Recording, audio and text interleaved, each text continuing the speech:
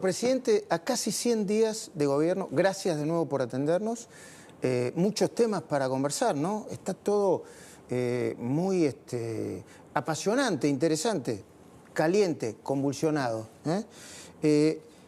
Primera pregunta, ¿cómo tomó el rechazo del DNU en el Senado? Lo tomé como algo que estaba contemplado dentro de los resultados posibles. Nosotros sabíamos que esto era altamente probable que pase.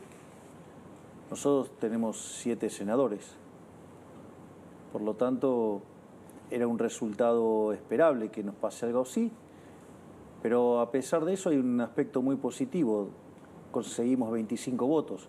Es decir, que se logró hacer un trabajo para sumar voluntades que se alineen con las ideas de un cambio hacia las ideas de la libertad. Y bueno, y después de los orcos no puede uno esperar más que tengan actitudes tipo de orcos. Y bueno, y después están otros que evidentemente prefieren defender sus privilegios de casta sobre los intereses de los argentinos.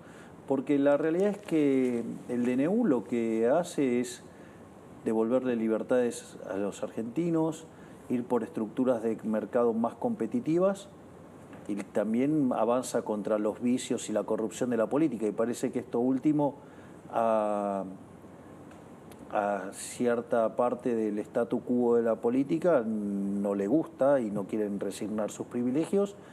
Y yo creo que ha sido una discusión muy positiva, ha demostrado que hemos tenido capacidad de aglutinar voluntades porque hubo 25 votos positivos. Y además el DNU sigue vigente y ahora habrá que ir a defenderlo en la Cámara de Diputados. Y bueno, y si aún así se cae, bueno, volveremos a la carga con otros DNU, con otro formato y hasta que las reformas tomen lugar, porque en el fondo esto es para los argentinos y tarde o temprano la política va a tener que entender que se acabó esta política de los privilegios y que nosotros vinimos para terminar con 100 años de decadencia. Y lo vamos a hacer. Porque acá lo importante es, cuando uno tiene un norte, va a avanzar siempre hacia ese lugar. Entonces, nuestro norte es avanzar en términos de libertad económica. Si uno contempla el impacto conjunto del DNU más la ley de bases en su formato original, Argentina, de haber pasado esos dos instrumentos, hubiera escalado 90 puestos en libertad económica, es decir, nos pareceríamos a Alemania, y eso implicaría que, es más, dadas las características de la economía argentina, podríamos lograrlo en 20 años, o sea, imagínense, digamos, parecernos a Alemania en 20 años. Pero bueno, la casta no está dispuesta a resignar a sus privilegios, pero nosotros tampoco estamos dispuestos a bajar los brazos y vamos a seguir peleando. Y le digo más, nuestro modelo no es Alemania, nuestro modelo es Suiza, Irlanda, es decir, los países de mayor libertad económica, con lo cual estas son solamente las primeras 1000 reformas con las cuales vamos a volver a la carga, y cuando terminemos con esta, todavía tenemos 3000 esperando. Así es que nosotros no vamos a bajar los brazos. A nosotros nos votaron no solo para terminar con la inflación y terminar con la inseguridad, sino además para devolverle libertad a los argentinos para que vuelvan a tener bienestar.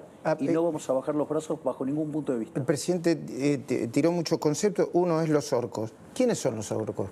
¿Tienen nombre y apellido? Sí, claro, sí. Son los populistas, son los kirchneristas. La novedad sería Lustó, ¿no? Que no estaba embanderado en el kirchnerismo. Bueno, en realidad Lustó es un camaleón y se va acomodando en función de cómo puede conseguir cargos o conseguir alguna ventaja. Con lo cual de Lustó a mí no me sorprende nada. Es más, le diría que fue bastante coherente y consistente con sus posturas, porque la realidad, él fue el ministro de Economía de Cristina Fernández de Kirchner y él fue el responsable de la 125, con lo cual dejó al país al borde de una guerra civil. Él fue presidente del Banco Provincia, en el cual hizo un verdadero desastre. Eso se lo puede contar el ministro Guillermo Francos, que fue quien tuvo que hacerse cargo del banco después de la desastrosa gestión de este muchacho, o el desastre que hizo como ministro de la producción, es decir, todo lo que tocó lo rompió. Es decir, es es así una suerte de incompetente sistemático tipo Kichilov. Lo que pasa es que es más educado, con mejores formas, pero en el fondo no son tan distintos en dinámica. Nombró a Kicillof. Kicillof acaba de meter un impuestazo fuerte. Esper planteó una especie de rebelión fiscal y usted la apoyó. ¿Apoya una rebelión fiscal y eso no es contradictorio con el hecho de que preside un Estado con gente que necesite pagar los impuestos? Pero, a ver, yo estoy totalmente de acuerdo con lo que planteó Esper. ¿Por qué? Porque Esper, primero, un par de cosas. El gobernador de la provincia de Buenos Aires, el señor Kichilov, en su discurso que nos mandó a leer a Alberti, no a Alberti, pero supongamos que fue un error, tipográfico, una letra. Que puede pasar. Dijo que el punto 1 del Pacto de Mayo no tenía sentido porque la propiedad privada está consagrada en la Constitución Nacional. Bueno, entonces que sepa que la violó, porque el avance, el avance vía impositivo es una expropiación.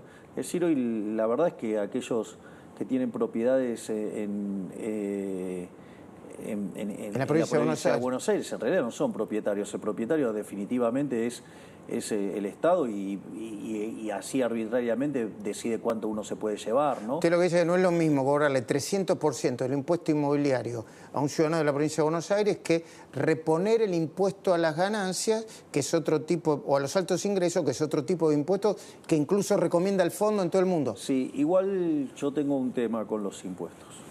Es decir, recuérdese que yo filosóficamente soy anarcocapitalista. Pero Esper tiene un muy buen punto. José Luis es un liberal clásico y lo que dice es, primero, que esta presión es desorbitante, es expropiatoria, ese es un punto fuerte al respecto. Y el otro punto es, no tiene contrapartida de bienes públicos. Entonces... ¿Cómo es eso? Claro, o sea, la economía define alguna determinada cantidad de bienes que debe proveer el Estado porque, acorde a la teoría neoclásica, yo no adhiero a esa parte de la teoría, hay fallos de mercado. Entonces, bienes públicos, externalidades, fallos de coordinación, información asimétrica, bueno, distintos fallos o estructuras concentradas. Y eso justificaría algunos impuestos. Exactamente. Entonces esas intervenciones tienen que ser financiadas y se financian con el Estado. O sea, que eso es el paradigma neoclásico, por decirlo de alguna manera. Entonces, la pregunta es, bueno, ¿qué bienes públicos me está dando a cambio? La realidad es que no nos da nada, porque la verdad que en términos de seguridad la provincia es un baño de sangre, en términos de educación los rendimientos de los alumnos son verdaderamente paupérrimos, en términos de salud ya vimos lo que fue la farsa del Estado presente durante la pandemia, donde si hubiéramos hecho las cosas como un país mediocre hubiéramos tenido 30.000 muertos y tuvimos 130.000. Por lo tanto, la verdad es que aun cuando uno tuviera una visión menos negativa sobre el Estado y lo interpretara como un seguro en un mundo de mercados incompletos, digo que uno podría hacer esa interpretación, la realidad es que uno paga por ese seguro, pero cuando llega el momento del siniestro siempre falla. ¿Y por eso usted banca la idea de Esper? Absolutamente, porque el default de la provincia de Buenos Aires es el más grosero o uno de los más groseros dentro del caso argentino. A ver, usted lo que dice es que si una sola persona no paga los impuestos podría ser sancionada. Si hay una rebelión fiscal masiva... Eso es más complicado. Entonces, el argumento de Esper es, el poder de policía del Estado, queda bastante condicionado. Y la realidad es que está habiendo una expropiación feroz. Bueno, esto ya pasó antes, ¿no? ¿Con qué? Con la resolución 125 de Martín Lustó. Qué casualidad, ¿no le dije que eran parecidos? Mire si lo son. Es decir, y de hecho, muchas de las grandes rebeliones y situaciones más complicadas en la historia de la humanidad tienen que ver con rebeliones fiscales. De vuelta, no por nada nosotros uno de los puntos que planteamos en el Pacto de Mayo es ir a un tamaño del Estado de 25 puntos del PBI. Pacto de Mayo, ley ómnibus, derogación, caída en el Senado del DNU.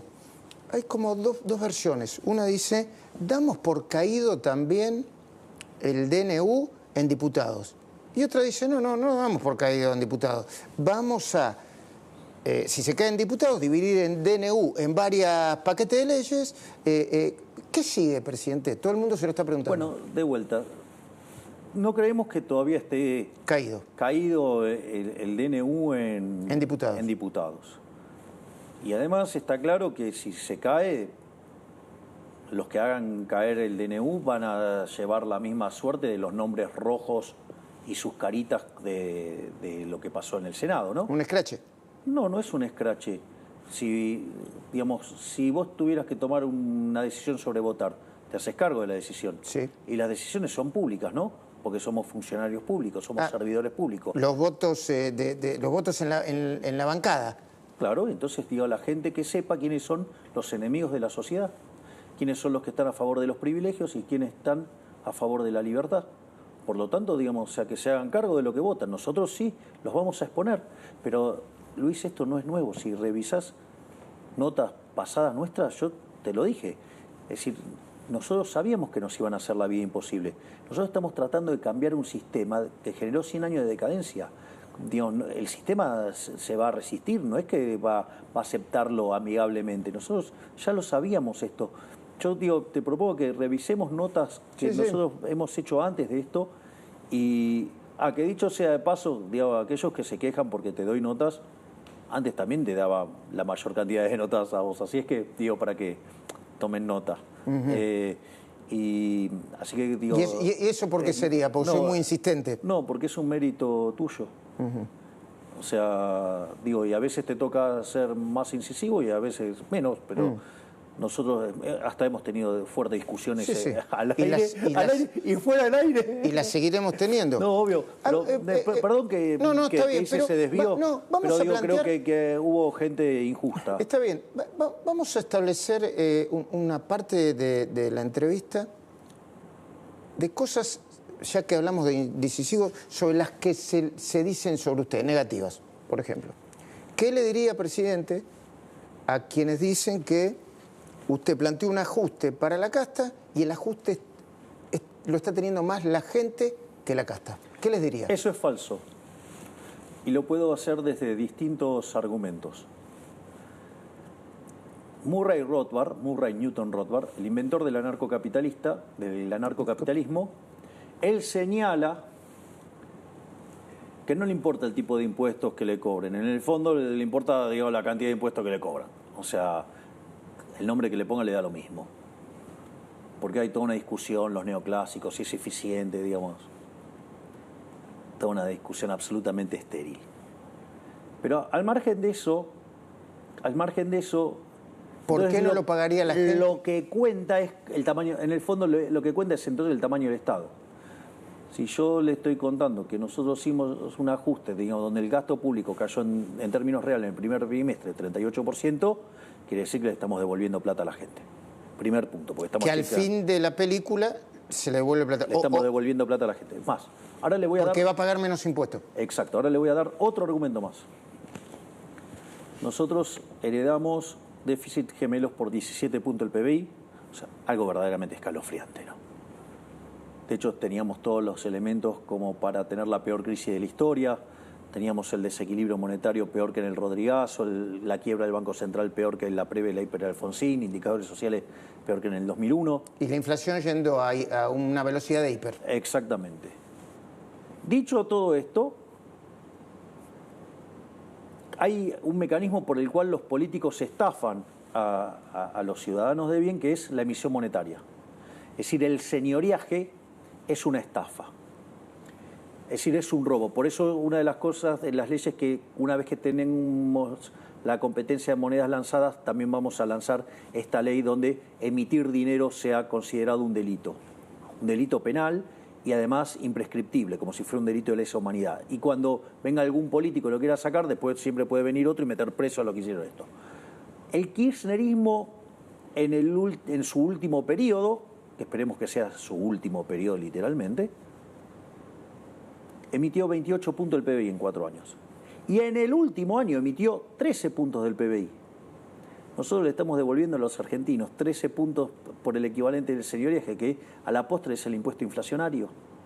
Por lo tanto, lo que de última, digamos, estamos sustituyendo el tipo de ajuste.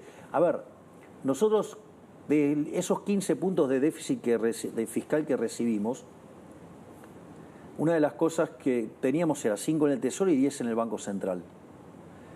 Eliminamos los 5 del Tesoro y del Banco Central, de los 10, eliminamos 6. O sea, nosotros llegamos hecho un ajuste de 11 puntos del PBI. Y eso se lo estamos devolviendo a todos los argentinos. Bueno, ¿y qué le diría a quienes dicen que este ajuste se logra, los datos están, hay superávit financiero, pero se logra licuando ingresos de los jubilados y ajustando a través de las tarifas y otras cuestiones que le pegan fuertemente a la clase media? Vamos por partes. A ver, dada la velocidad y magnitud del ajuste, esto yo siempre lo expliqué, es motosierra y también iba a haber licuadora. Lo que quiero decir es que decían que era imposible que lo hiciera. Yo recuerdo que otros decían lo único que se puede ajustar es un punto del PBI. Bueno, nosotros ajustamos 5 en el Tesoro y 10 en el Banco Central. Y 6 en el Banco Central. Ya vamos a llegar. Créeme que vamos a llegar a los 10. Pero a lo que voy es, lo primero que hay que tener en cuenta es que ha habido tanto motosierra como licuación. Eso era evidente, porque si no las velocidades no daban. Ahora, motosierra hubo un montón. Echamos 50.000 empleados públicos, bajamos 10.000 contratos, dimos de baja 200.000 programas sociales mal asignados, hemos frisado los sueldos de los altos cargos.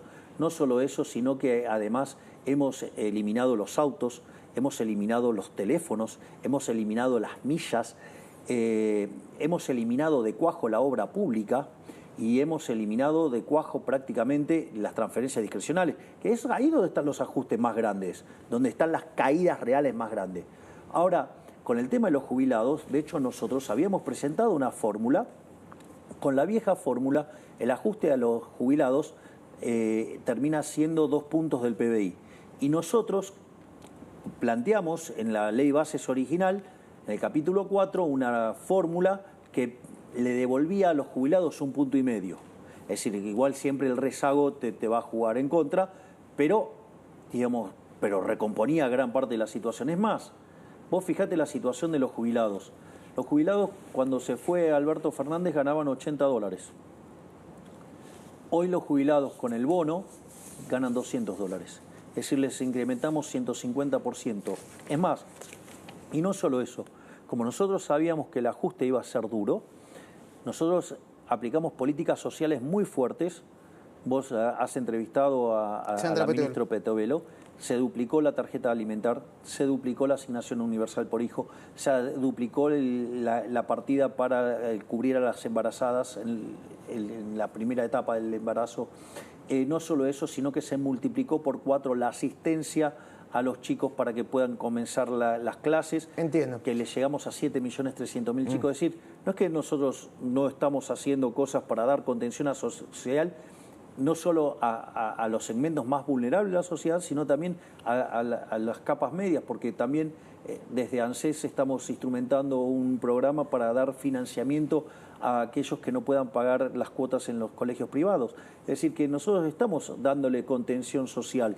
¿Acepta que hay una licuación de los ingresos de los jubilados? Hay licuación en todas las partidas. Y entre otras la de los jubilados. Exactamente. Y ustedes proponen disminuir esa licuación de ingresos. Exactamente. Nosotros, la fórmula nuestra le permite recuperar a los jubilados 1,5 puntos del PBI. ¿Y no lo pueden hacer por decreto? No, esas cosas no se hacen por decreto. Digo, si lo tenemos que llevar en el límite lo haríamos, pero de vuelta, esas cosas, porque después se empiezan a cuestionar si eso no es una reforma estructural. Y la verdad es que además eso también tiene que ser complementado con el resto de las cuentas fiscales. Se tiene que respetar la regla del déficit cero. De hecho, una de las cosas que dijo Rosati, el presidente de la Corte Suprema, en AmCham, fue muy interesante, porque cuando hablaba del tema de la moneda, y el tema de la moneda es una estafa, digamos, y eso es interesante, porque si vamos a hacer déficit fiscal para financiarlo con emisión de dinero, eso es una locura. Es más, le paso un tema más. Mire, el tema de las tarifas.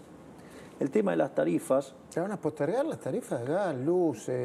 Nosotros estamos... El mecanismo que diseñó Eduardo Rodríguez Chirilo para hacer estos ajustes están en consonancia con lo que fueron los fallos de la Corte en términos de gradualismo y todo eso. O sea, están hechos acordes a la ley. ¿Va a ser gradualismo, presidente? Bueno, digamos, o sea, es una restricción que puso la Corte cuando Aranguren inició la recomposición. El aumento tarifaria. de tarifas, sí. Entonces, digamos, nosotros jugamos adentro de la regla de juego. O sea, digamos, yo juego en la cancha que está definida. Perfectamente. Entonces, pero fíjese, esto es muy interesante, porque yo podría hacer cero las tarifas. Y podría... ¿Cero aumento? No, esto es un ejemplo teórico, pero para comprender la lógica de esto. El daño que causó el kirchnerismo pisando tarifas. Podría no cobrarla, podría hacerlo no cobrar. Cero, exacto. Ahora, digo, pero no son gratis. Alguien lo tiene que pagar. Bueno, entonces supongo que lo pagamos con emisión monetaria. O sea, que lo pagamos con señorías, que lo pagamos con inflación. Entonces, ¿qué es lo que pasa? Primero, ese impuesto es un impuesto altamente regresivo que pega más fuerte sobre los más vulnerables. Por lo tanto, en el neto los que terminan perdiendo más son los más vulnerables. Pero no solo eso, usted en el medio además distorsiona el sistema de precios, por lo tanto las inversiones no se hacen y además la demanda que usted asigna, como es un precio nulo, entonces digamos, demanda mucho más, entonces deja todo el sistema distorsionado. ¿Qué quiere decir? Que cuando usted termina haciendo la cuenta, le termina saliendo más caro. Entiendo. Ese mecanismo que usó tanto el kirchnerismo, que por 2 puntos del PBI, después por otro lado le metía la mano en el bolsillo por 4. ¿Qué le diría a quienes dicen? Hay gobernadores que dicen eso, ¿eh? Si no usara tanto el tuit, si no usara tantos adjetivos, probablemente llegaría a acuerdos que... Porque estamos muy de acuerdo con el rumbo, con muchas de las cosas que presenta el presidente. ¿Qué les diría a esos? A los gobernadores que dicen eso, a quienes piensan igual que los gobernadores, que algunos.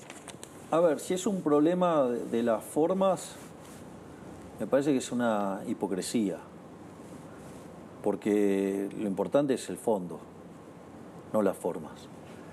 Si yo te voy a dar la botella del mejor vino del mundo, ¿qué te importa la etiqueta? Lo que te importa es que adentro de la botella está el mejor vino del mundo. Eso, primer punto. Con lo cual, digamos, eso de poner las formas por encima del fondo es de mediocres. Y más que nada de mentirosos para autoexcusarse de hacer las cosas que corresponden. Lo que dice usted que en el fondo siempre está el contenido y ponen como excusa el tema de las formas. Obviamente. Ese es el primer punto. El segundo punto es que les molesta que use el Twitter. Les molesta que use el Twitter por una cuestión... Esto lo definió muy bien Alejandro Fantino respecto al voto de Lustó, ¿no? Digo, una cuestión de envidia. Es una cuestión de envidia, lisa y llanamente. Es decir, el tipo quiere tener lo que yo tengo, como él no lo puede tener porque es un fracasado que perdió todas las elecciones que participó, entonces quiere que yo no lo tenga. O sea, básicamente... Bueno, esto es igual.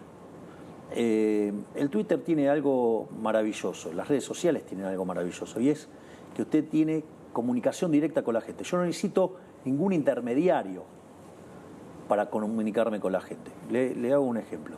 Día sábado a la mañana. Yo a la noche había estado en la casa de mi rabino Axel Banish y con su familia pasando Shabbat.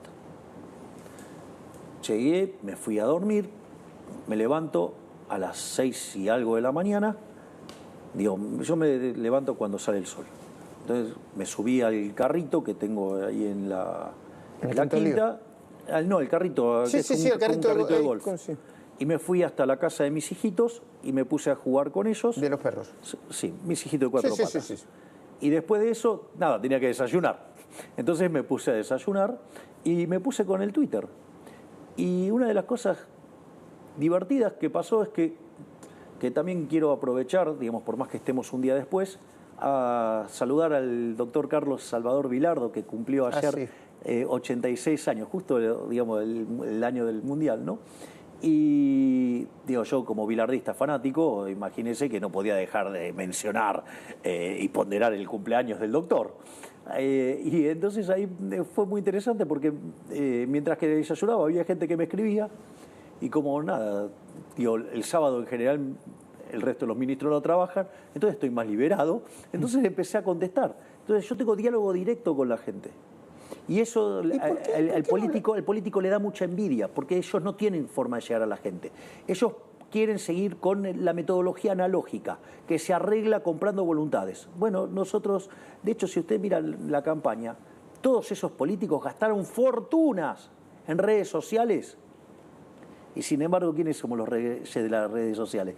Los libertarios. ¿Por qué? Porque nosotros nacimos ahí. Nosotros, ¿y nosotros cuánto gastamos en todo eso? Cero. ¿Por qué? Porque básicamente es orgánico. Tenemos comunicación directa con la gente. Bueno, y ya que hablamos de comunicación directa, planteo. ¿No sería mejor que se comunique? A ver, lo digo porque ayer, hace unas horas entrevistamos a Luis Juez, dijo que lo llamó, que usted conversó con él y que generaron un vínculo que antes no tenían, sencillamente porque antes no habían hablado. ¿Está mal en política que usted llame a un gobernador, que un gobernador lo llame a usted? Es una pregunta, parece una pregunta tonta, pero se lo quiero plantear. Bueno, es bueno el punto que usted levanta, porque me lo han dicho varios, claro, que tendría que estar más involucrado en ese tipo de conversaciones. Es decir, o de vínculos personales y políticos. Claro, no sé, ¿habla con Puyaro usted? A ver, yo le cuento. Está claro que yo tengo deformaciones profesionales, como todos, o sea, adicto al trabajo. Sí, esa ya la conocemos. Esa además trae problemas, digamos, el nivel de adicción al trabajo.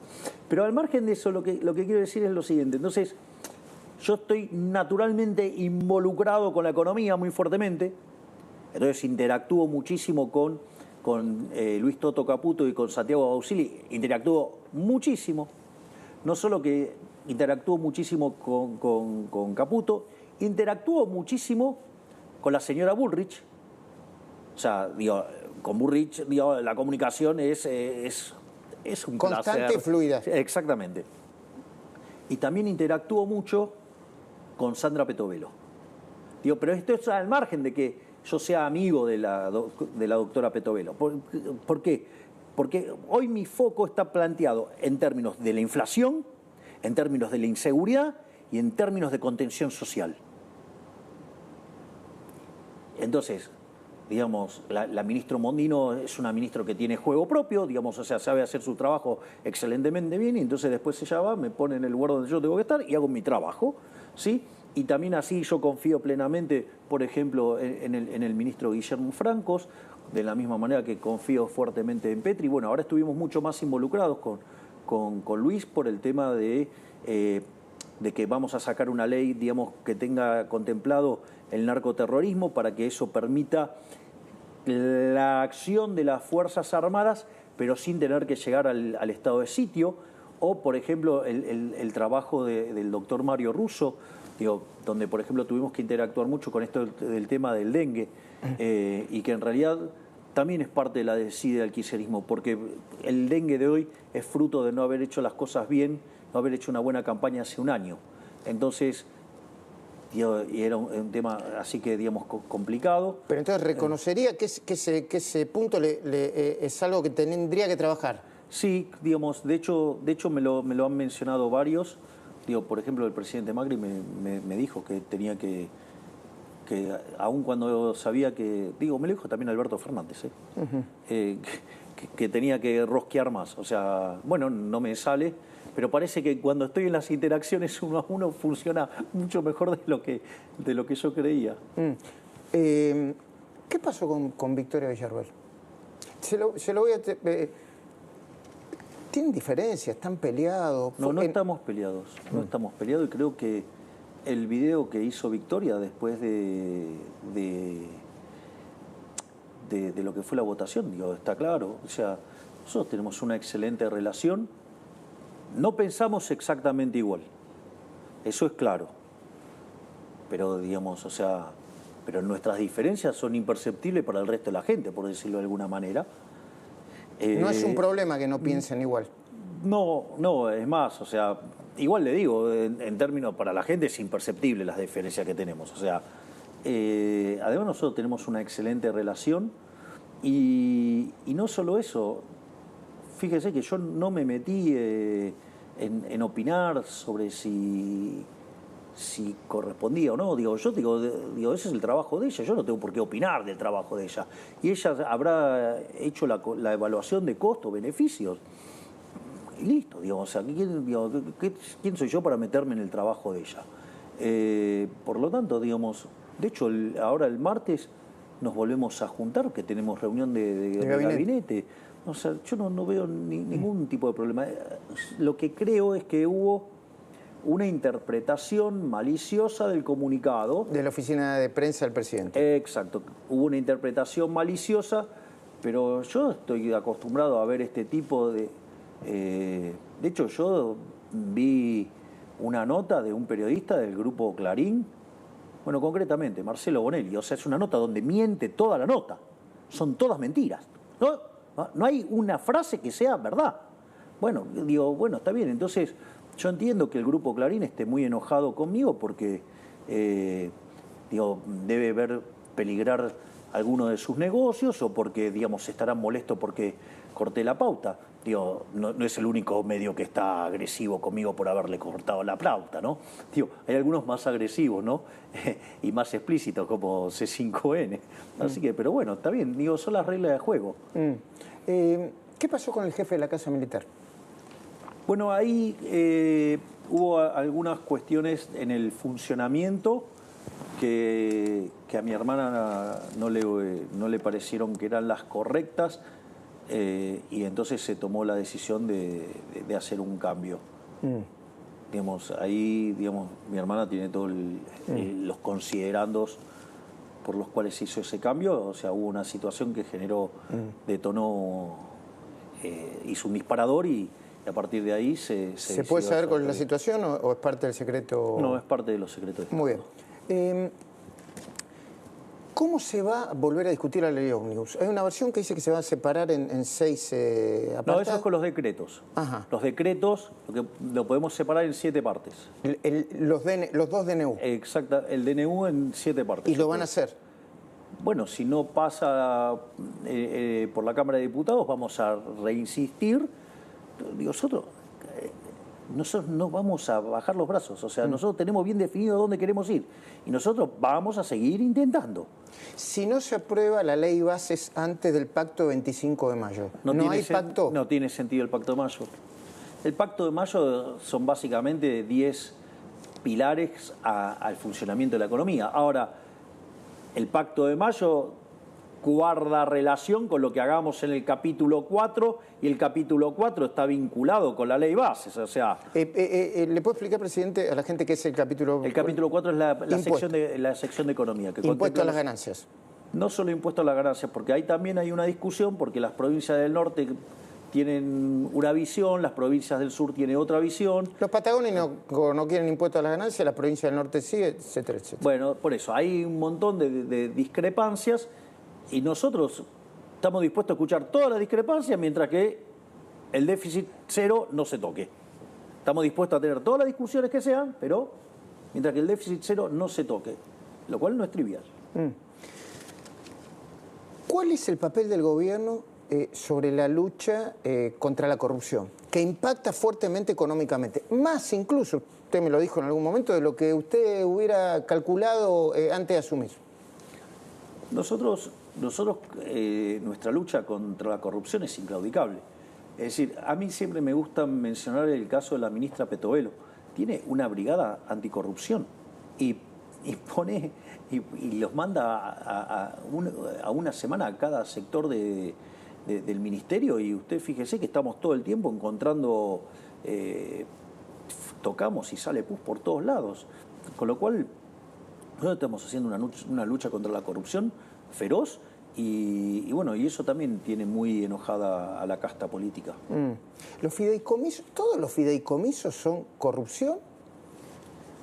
Es que en realidad todo lo que hace el Estado, digamos, le pone un buen fin y después termina pervirtiéndolo todo. Es decir, está en la naturaleza misma del Estado. Es decir, cuando usted no paga los costos de sus decisiones, difícilmente va a funcionar bien. Entonces, el Estado, digamos, inherentemente funciona mal. Por eso lo mejor que uno puede hacer es achicar el Estado a la mínima expresión. Es decir, entonces, y tratar de buscar siempre soluciones por el sector privado o que asimilen el funcionamiento del sector privado. El INADI cerró, se lo preguntaba el ministro el otro día, pero ¿qué va a pasar con la gente? ¿Se queda sin trabajo? ¿Se la reasigna? Va a haber algunas funciones que van a ser, digamos, la función existe, ¿sí? Los temas de discriminación y demás, o sea, esos temas tienen que ser atendidos, pero no tener, digamos, el INADI. Y menos, digamos, con el formato del INADI, que era un mecanismo de persecución de opositores, era una forma de cancelar a los que pensaban distinto. Entonces, la cuestión funcional sigue, pero obviamente con muchísima menos gente y sin que exista esa dependencia que en realidad se usaba para perseguir gente y que esté en la lógica de el Ministerio de Justicia. ¿Qué va a pasar con Telam? Se cerró. No tiene retorno. Era un mecanismo de propaganda. Es decir, era un mecanismo de propaganda política. ¿Y cómo sigue las personas que trabajan ahí, la institución, el organismo? Se verá si alguna puede ser asignada y si no tendrán que ir y encontrar otro trabajo. Lo mismo que le pasa a cualquier persona que se queda sin trabajo. Inflación. El viernes se había caído el DNU. Usted y el ministro Caputo, primero usted publicó las consecuencias de lo que significaba que se cayera el DNU. En el pre-market. ¿Qué es el pre-market? El pre-market es, digamos, cuando empiezan a haber transacciones ya en los mercados antes de que abran. Y estaba impactando... Estaba todo rojo. Estaba todo rojo, para que entienda la gente, estaba mal. Estaba todo cayendo. Bueno, y luego Después yo saqué un tuit y terminamos arriba. Bueno, a ver, usted puso, así lee el mercado cuando los orcos dan un paso adelante. Mientras nos esforzamos para sacar el país adelante, traccionando desde una baja el riesgo país y la tasa de interés, ellos se ocupan de empobrecer. Nunca dijimos que sería fácil, etcétera, etcétera. Luego de su tuit y el posterior del ministro de Economía, que habló de superávit financiero, el panorama, entiendo que ese rojo se puso... Todo yo no verde. soy un experto. Revertimos toda la caída. ¿Me explica por qué pasa eso? Porque nuestro compromiso con el déficit cero es inclaudicable, es innegociable. O sea, nosotros no negociamos el déficit cero, no negociamos de ninguna manera el saneamiento del Banco Central y no negociamos la libertad y el derecho de propiedad, por decirlo de alguna manera. Y nosotros salimos a enfatizar eso. Es decir, a pesar de esto, a nosotros no nos iban a mover un ápice de esos objetivos y obviamente el mercado nos cree y por eso reaccionó. Digamos, es impresionante la respuesta del mercado después del tuit. Inmediata. Y le cuento por qué es tan importante esto, porque me parece que es una pregunta muy inteligente y que puede ser contestada en una versión superficial, que es la que acabo de hacer, o en una versión profunda. Los bonos son deuda y el precio de esos bonos tiene que ver con que usted pague o no su deuda. Cuanto más chances hay de que pague, el bono se acerca a su paridad y cotiza, cuando usted diga todo el mundo le cree, bueno, cotiza a la par, o sea, al 100%, cotizan a 100. Cuando la gente no cree, digamos, nosotros asumimos que los bonos cotizaban a 18. ¿Y ahora? 50. Que dicho sea de paso, además S&P nos subió la calificación crediticia. Subió la calificación crediticia de la Argentina. Exactamente. ¿Qué calificación tiene? Ahora somos triple C. No, pero vamos a seguir subiendo. Esto es muy importante. Nosotros, cuando hablamos de déficit cero, que es además en la línea financiera, eso significa que no hay más déficit fiscal, que no es necesario tomar más deuda. O sea, la deuda que se va a tomar es para rolear deuda que ya existe, no para tomar nueva deuda. Sí. En ese contexto, quiere decir que la deuda no va a crecer. Entonces, la relación deuda-producto es no creciente. Que la deuda-producto sea no creciente significa que usted es solvente, que usted puede pagar. Por eso, cuando nosotros llegamos, el riesgo país era 2.900 y hoy es 1.577 llegó a estar. Bueno. O 1.600, digo, Bueno, por hay arriba. una pregunta más profunda, más profunda, para mí, más interesante de lo político. ¿Usted puede gobernar sin que le aprueben una sola ley ni la ley ómnibus, y aún cuando le volteen los decretos de necesidad de urgencia, Absolutamente. ¿puede gobernar con normalidad y alcanzar los objetivos que se propone? ¿Sí? Absolutamente. Porque nosotros sabíamos que esto puede pasar, que podía pasar, y no nos sorprende que pase. Es decir, la gente se sorprende, nosotros no. Es decir, llama la atención, ¿no?, que todos los DNUs que se han mandado, que se cercenaban libertades, restringían el derecho... Poco menos de 1.500 desde el 1983 hasta ahora. Digamos, con recortes del derecho de propiedad, recortes de la libertad, pasaron todos. O sea, nosotros queremos darle libertad a la gente, queremos ir a la estructura de mercado más competitiva y terminar con el choreo, ay no. Sobre todo terminar con el choreo parece que es un escollo durísimo. Pero acá lo importante es lo siguiente. Usted lo mencionó, nosotros cuando llegamos estábamos al borde de una hiperinflación.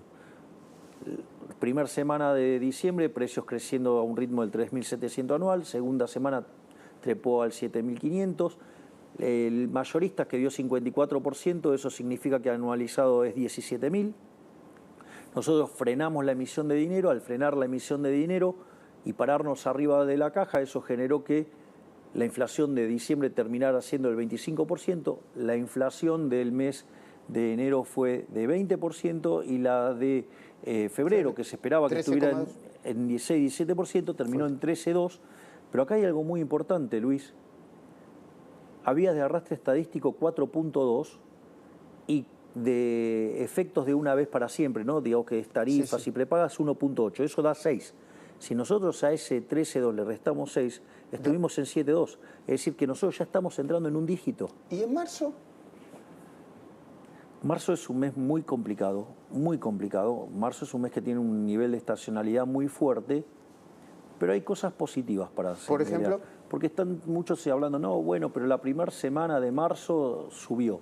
Bueno, le cuento algo. Todas las primeras semanas de todos los meses las cosas pegan un salto. Entonces lo que habría que hacer es comparar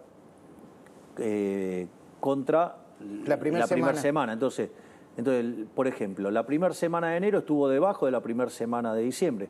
La primera semana de febrero estuvo debajo de la primera semana de enero y la primera semana de marzo está debajo de la primera semana de febrero. Es decir, y es más, cuando usted mira el indicador que desarrolló Alberto Cavallo, hijo de Domingo Cavallo, estamos en un dígito. Y cuando toma el trabajo de Colatina, estamos en un dígito. Cuando usted toma el trabajo de Econométrica, o sea, Ramiro Castiñeira, estamos en un dígito. Cuando mira Orlando Ferreres, la Núcleo está en un dígito. Es decir, después, bueno, estarán estos efectos que aparecen, los arrastres estadísticos, los efectos de una vez para siempre y todo eso. Y entonces, digamos, con las cuestiones de la estacionalidad, es cierto que se podría ver una merma en el proceso de desaceleración inflacionaria. Pero de vuelta, la cantidad de dinero sigue sin crecer. Nosotros seguimos teniendo la misma cantidad de dinero de cuando asumimos, pero con la diferencia que hoy tenemos 10.500 millones de dólares de reservas. Es más, le paso un dato más que nos empieza a mostrar que la salida de cepo está más cerca. Nosotros le pegamos un martillazo a la tasa de interés, la bajamos 30 puntos. ¿Y el dólar? Y el dólar no se movió. Y en esta semana compramos más de 1.000 millones de dólares. Entonces, parece que la cosa está mucho mejor de lo que nosotros creemos. ¿Necesita 15.000 dólares para salir de cepo? ¿15.000 millones de dólares? Con 15.000 millones de dólares lo abro ahora.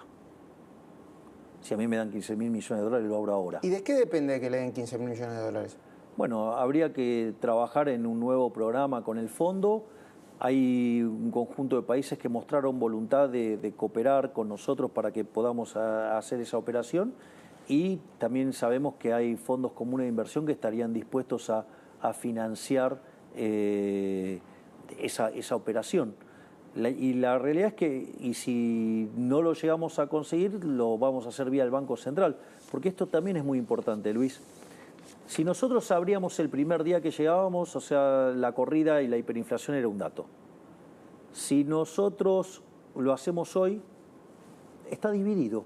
Hay economistas que consideran que lo podemos abrir. ¿Por qué?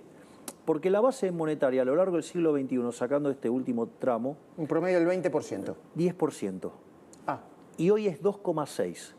Entonces uno dice, acá está faltando. Acá, digamos, o sea, hay para crecer demanda de dinero, no para que caiga.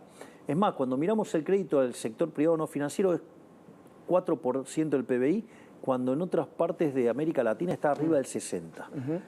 Y está el tema de los depósitos. Ahora, ¿qué es lo que pasa? Sucede que cuando nosotros tomamos la base monetaria amplia, no es 2,6, es 11. Entonces, yo no tengo certeza de que si abro no me corran. Una corrida. Claro, pero también es cierto, y hay que decirlo, bajamos la tasa a 30 puntos y el dólar no subió, compramos un montón de dólares, porque es una semana récord de compra de dólares, y además están subiendo los depósitos en dólares dentro del sistema. Por lo tanto, los que dicen que se pueden abrir, le diría que van teniendo más crédito. Muy bien. Leo preguntas rápidas porque estamos llegando al final de la entrevista. Primera, cuando se planteó el tema del escándalo de los seguros, algunos plantearon sacar el Banco Nación Seguro de las privatizaciones o no. ¿Hay algún interés particular en eso? No nuestro. Si fuera por nosotros, privatizamos todo. Es decir, y ahí hay una cuestión de los autoseguros. Nosotros estamos pasando esquemas de autoseguros. Ok. O sea que no haya intermediarios. Exactamente. Ok. Pero si fuera por mí, privatizo todo. Ok. Cada vez que dicen vamos, bajemos los impuestos, que no haya promociones y exenciones especiales, citan el caso de Tierra del Fuego. ¿Qué se va a hacer con eso? Ahí hay un par de puntos que no menores. Uno es que se le ha extendido el régimen. Entonces uno está diciendo que se le extendió por ley hasta 2035. Alberto Fernández mandó la por extensión. Eso mismo. Entonces, la realidad es que, digamos, si queremos respetar los derechos de propiedad, vamos a violentar los derechos de propiedad, es un problema. Ese es el primer punto. El segundo punto, en general, el análisis que se hace sobre lo de Tierra del Fuego es bastante, dicen, no, lo que cuesta el régimen. En realidad, el régimen no es que cuesta explícitamente. En realidad lo que tiene son exenciones impositivas por las cuales no paga impuestos. Entonces, si usted me pregunta, para mí el problema no es los impuestos que no paga Tierra del Fuego. Sino las exenciones impositivas. No, son los impuestos que paga el continente. El problema no es que no pague Tierra del Fuego. Para mí el problema es todo lo que pagamos en el continente. Lo que habría que hacer es bajar el gasto público, que es lo que nosotros proponemos, ir a niveles de gasto público previo al kirchnerato, sí, al régimen kirchnerista, y básicamente poder bajar los impuestos. ¿Por qué insiste tanto con la idea de las sociedades anónimas deportivas? A mí me parece que, primero porque es inversión rápida. Es decir, nosotros tenemos un potencial enorme y eso sería una inversión rápida, muy fuerte, y además permite ver cómo funciona la sociedad libre frente al caso colectivista, ¿no?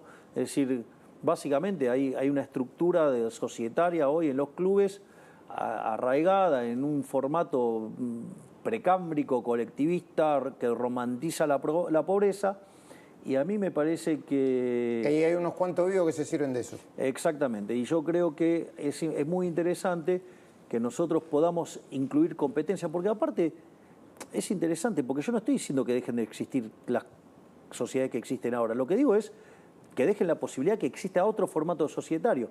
Ahora, ¿cuál es el tema?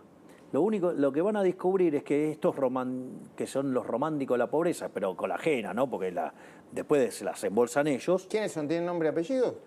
Debería estudiar más el caso para poderle dar así nombres concretos. Sí. Bueno, pero está claro que ciertos desmanejos, como por ejemplo ocurren en determinados clubes, no podrían pasar, ¿no? Es decir, por ejemplo, aquí hay un club, vio que tiene una publicidad con no sé, determinados productos y después esos productos aparecen a la venta. No sé cuál es ignoro. ¿Cuál es? No, es un caso que a usted le tiene que dar mucha alegría. No. Sí, Boca, claro. Boca, claro. A usted le trae mucha alegría porque la mala gestión de Riquelme, digamos, lo está llenando de alegrías a River. De hecho, yo fui a votar en favor del Nosotros en en candidato de broma Macri. decimos queremos que sea eterno, sí, Riquelme. claro. El hincha de River quiere que sea eterno Riquelme. Rosario y narcotráfico. Bueno, ahí nosotros estamos tomando una acción decidida, fuerte. Una de las cosas que hicimos, bueno, primero el operativo Bandera, que se desarmaron, hubo 57 operativos exitosos contra la droga. Después otra cosa que es importante, nosotros en la provincia de Santa Fe es el tercer lugar del país donde tenemos la mayor cantidad de fuerzas federales. No solo eso, sino que además ahora se agregaron 450 efectivos más, que tienen que ver con Gendarmería, con Prefectura Naval Argentina, que tienen que ver con la Policía de Seguridad Aeroportuaria, la Policía Federal y el sistema penitenciario. Que además le sumamos a acciones de apoyo logístico por parte del Ejército y reasignación entre Gendarmería y el Ejército para que haya una mayor ataque al narcotráfico. Y de hecho nosotros hemos decidido atacar, digamos, saturar 8 zonas. Y bueno, lo que parece ser es que está dando resultados.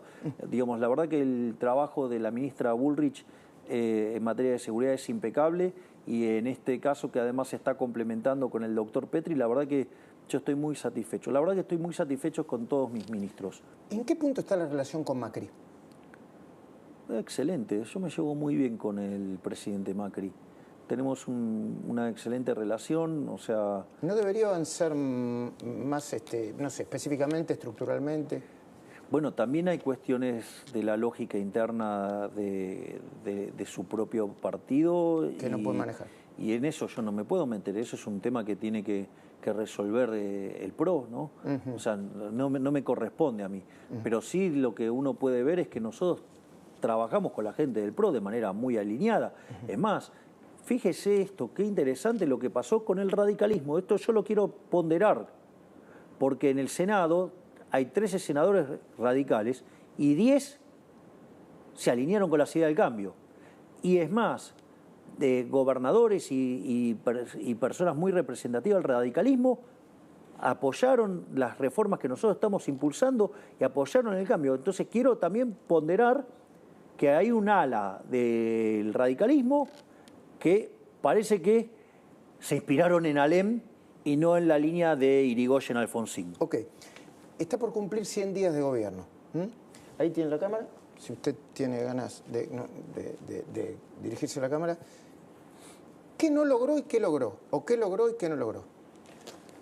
Bueno, en materia económica hemos logrado evitar la hiperinflación, alcanzamos el déficit cero, estamos saneando el balance del Banco Central, hemos logrado bajar el riesgo país, hemos mejorado la calificación crediticia y estamos cada día más cerca del cepo y de iniciar el proceso de recuperación, con lo cual eso a mí me parece que es un logro, porque hemos logrado todo esto a pesar de la política. Es decir, estamos logrando bajar la inseguridad, bajar la inflación, poner la economía de pie, todo a pesar de la política. Y en materia política hemos logrado algo que parecía impensable en la Argentina, y es reordenar el espectro ideológico entre los que quieren el cambio y los que quieren mantenerse en el status quo. Quiero decirles algo. Yo tengo claro que 7 de 10 argentinos la están pasando peor. Yo lo tengo claro. Sé que la gente también lo tiene claro. Pero también es cierto que cuando nosotros llegamos al gobierno, el 20% de los argentinos creíamos que podíamos mejorar hacia adelante. En enero ese número saltó a 30, en febrero saltó a 42 y después del discurso de la apertura de la Asamblea Legislativa saltó a 47. Y además hay algo importante, 7 de 10 argentinos están convencidos que vamos a bajar la inflación. O sea, 50%, 50 puntos porcentuales cree que lo vamos a hacer el primer año, 20 puntos porcentuales cree que lo vamos a hacer el segundo, y créame que lo vamos a hacer porque lo estamos haciendo, usted lo puede ver todos los días.